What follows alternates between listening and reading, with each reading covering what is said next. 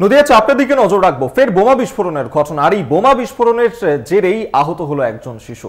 বল ভেবে খেলতে গিয়েছিল শিশুটি এবং তারপরেই হঠাৎ করেই বোমা ফেটে যায়। আর বোমা ফেটে যাওয়ার অভিযোগ উঠেছে শক্তিনগরে, সেখানকার এই ঘটনা, এবং শক্তিনগর হাসপাতালে এই মুহূর্তে ভর্তি রয়েছে আহত শিশুটি। ঘটনার তদন্ত শুরু করেছে চাপড়া থানার পুলিশ। নদিয়ার চাপড়ার এই ঘটনা, সেখানে বল ভেবে খেলতে গিয়েই বোমা ফেটে যায় এবং যার জেরেই আহত হয়েছে এক শিশু। বিশাল সিংহ রায় এই মুহূর্তে আমাদের সঙ্গে টেলিফোনে রয়েছেন প্রতিনিধি। বিশাল, ঠিক কি ঘটনা ঘটেছে, কি অবস্থায় রয়েছে এই মুহূর্তে ওই শিশু, এবং এই বোমা সেখানে এলোই বা কি করে? হ্যাঁ দেখো অভিজ্ঞতা, প্রথমে বলি যে গভীর রাতে চাপড়া থানা তোমার যে দুর্গাপুর এলাকায় বল ভেবে খেলতে গিয়ে বোমা ফেটে আহত এক শিশু এবং পাঠানো হয়েছিল তাকে শক্তিনগর জেলা হাসপাতালে।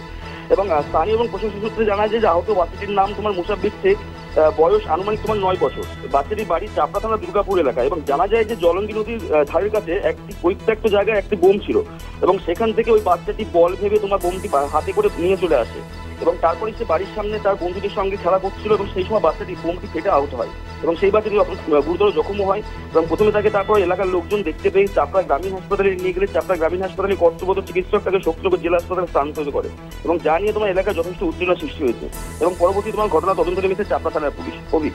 পুলিশ কি বলছে, কিভাবে ওই বোমা সেখানে এলো তা নিয়ে কি এখনো পর্যন্ত কিছু জানা গেছে?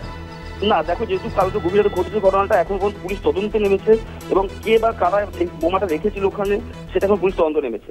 বেশ, আপাতত ধন্যবাদ তোমায়। বিশাল সিংহ রায় এই মুহূর্তে আমাদের সঙ্গে টেলিফোনে ছিলেন প্রতিনিধি। নদিয়ার চাপড়ায় সেখানেই বোমা ফেটে আহত হলো শিশু। বল ভেবে খেলতে গিয়েই বোমা ফেটে আহত হয়েছে শিশুটি।